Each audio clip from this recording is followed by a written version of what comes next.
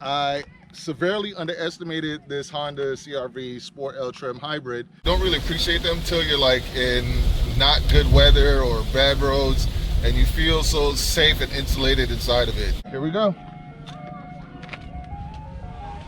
Okay. Bam. Yeah, there's love, there's hate, lies and games, faith. Hello everyone, welcome back to the channel, and I'm here to tell you that the 2026 Honda CR-V, ours is the CR-V Sport L Trim Hybrid, but the 2026 Honda CR-V is a lot better, like way better than I was expecting it to be.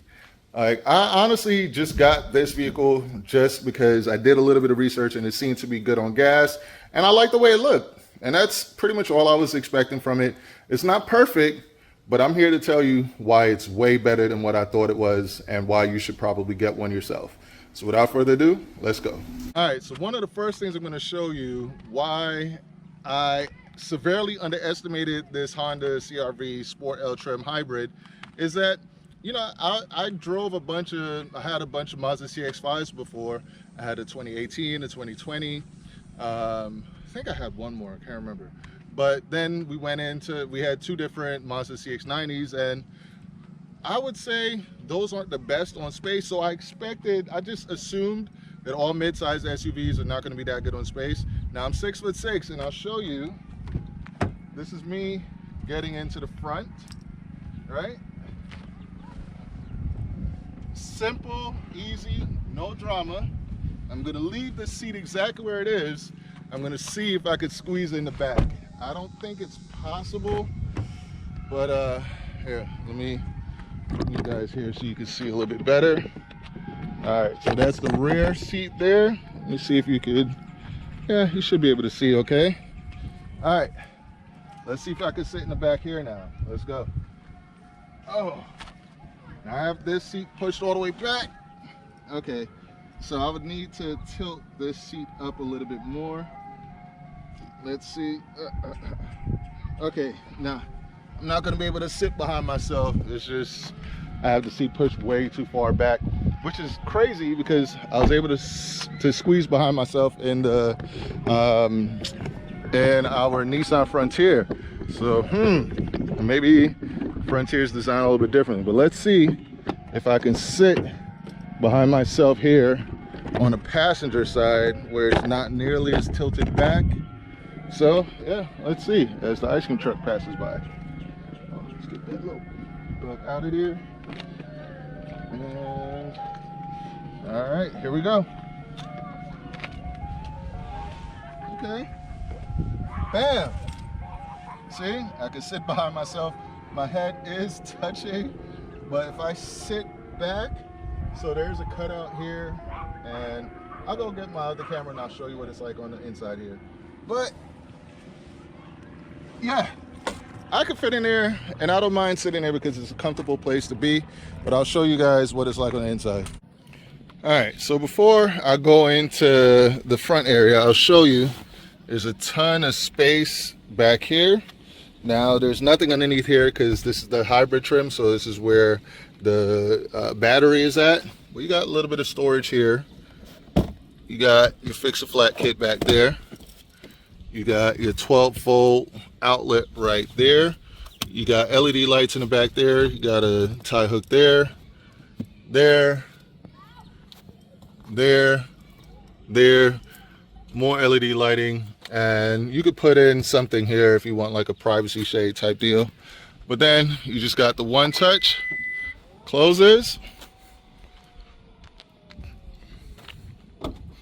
And for those of you that didn't get a good view, I'll show you how simple it is for me being 6'6", 265 pounds to fit back here. So I just step in,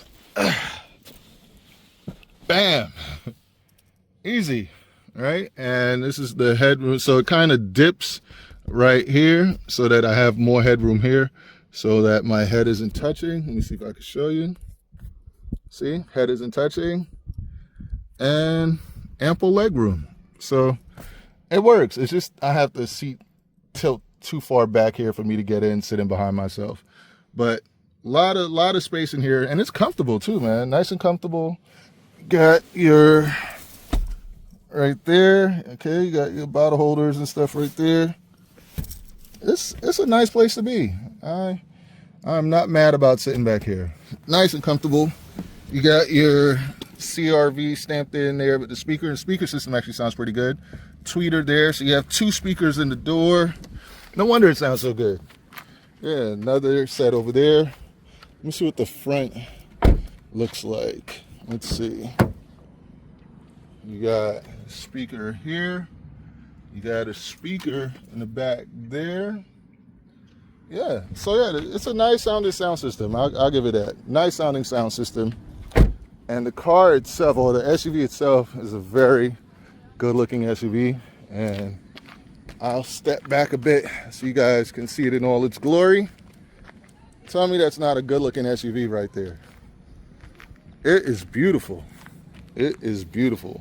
So I chose it, like I was telling you guys, I chose it mainly because of what it looked like, but I just didn't expect it to be as fun to drive, as good on gas as it is, as spacious as it is, and to have all the tech features and stuff that it does. Because one thing I can tell you, even our Mazda CX-90 doesn't have the self-driving that this Honda CR-V Sport L Trim Hybrid has, you know? And another thing too, these things are extremely, extremely reliable. From what everyone is telling me, they're gonna run forever and ever and ever. So let's pop the hood.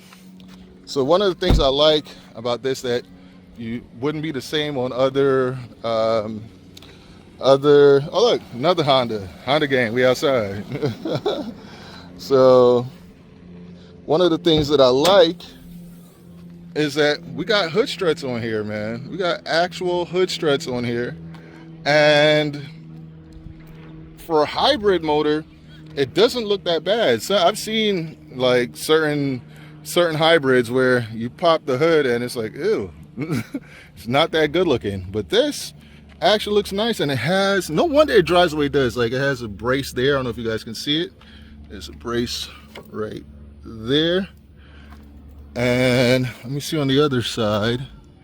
Well, it has a motor mount there, but I think I see a brace going across in the back as well.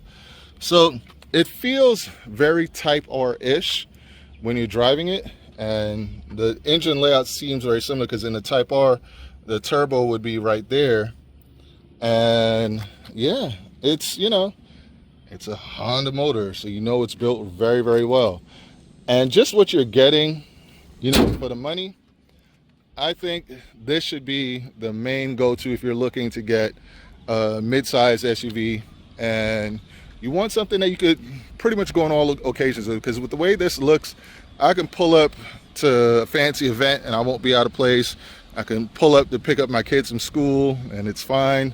I can, you know, go to like a race event if I want to go record it, whatever. Nobody's tripping, you know.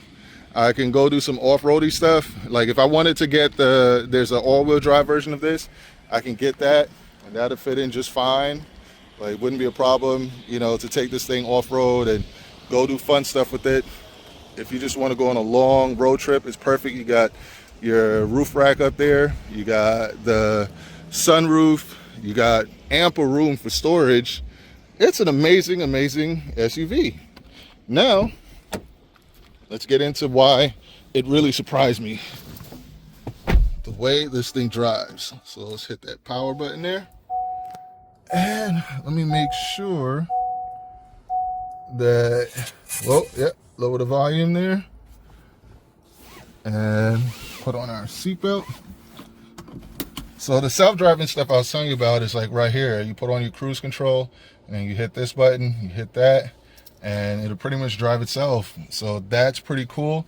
You got the full digital dash right there, and you can put it into drive right there. You have the brake, so it regenerates the battery. You can put it in that mode. You got different drive modes here. You have, like right now, we're in normal. I can put it down in the econ mode. I can put it in the snow, and then I can go up, back to normal, right? go back to normal, and then I can actually, there's sport mode as well. So let me put it back into normal. Yeah. And the infotainment system is pretty simple, nothing crazy.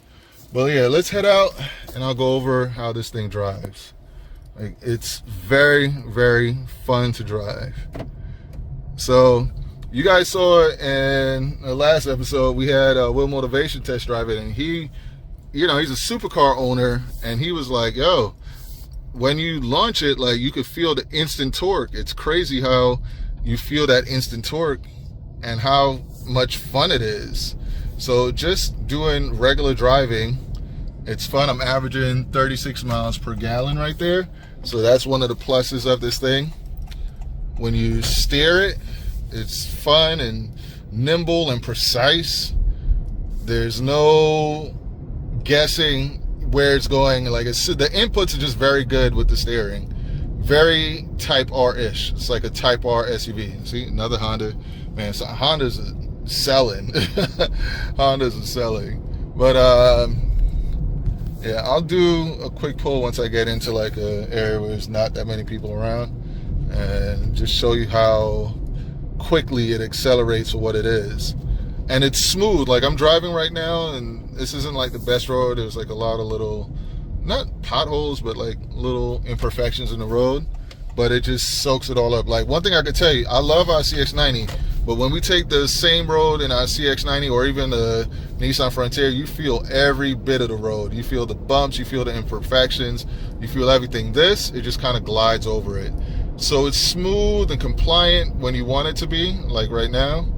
Just really smooth, compliant, easy, stress-free, and especially when you got your tunes going, you got the music going, and you're bumping out to your music, it's fun. Oh yeah, Subi Gang, there you go. Right? Very fun, very compliant. But then if you want to like get out, go somewhere quickly, or you just need to step on it real quick, or you need to overtake or something like that, I just touch on it and woo! It gets up and it moves. It moves, man. It is surprisingly quick for what it is. And it even sounds good when you punch it. So, in my opinion, this is one of the best all-around SUVs or mid-size SUVs that you can get. It's just that good. And I wasn't expecting it to be, because I know Mazda makes some of the best SUVs out there. And Mazdas are fun to drive, but this is fun in a different way. Like, with Mazda, it's more the steering feel. The steering feel makes you feel very connected to the vehicle. With this, it's a little bit of the steering feel, but a little bit of everything else. It just does a little bit of everything very, very well, and it all adds up to an all-around pleasurable and fun driving experience. And then when you throw in all the tech, and then when you throw in all the accessibility to storage and practicality and, you know, low price of entry, low price of maintenance, reliability, it's just an amazing SUV, and I did not expect it to be as good as it is. So, yeah, man, it took me by surprise, and it's confirmed my position is now being a Honda fanboy. I never was before. This is my second Honda, and now I'm willing to buy a lot more, and hopefully you guys that don't know, you'll be willing to give it a try, because trust me, it's going to be way better than you think it is too. But that's it for this one. Hope you guys enjoy this one. Race Car Friends, out. So you don't really appreciate how good the Honda CR-V Sport L Hybrid is, or vehicles like this. You don't really appreciate them until you're like in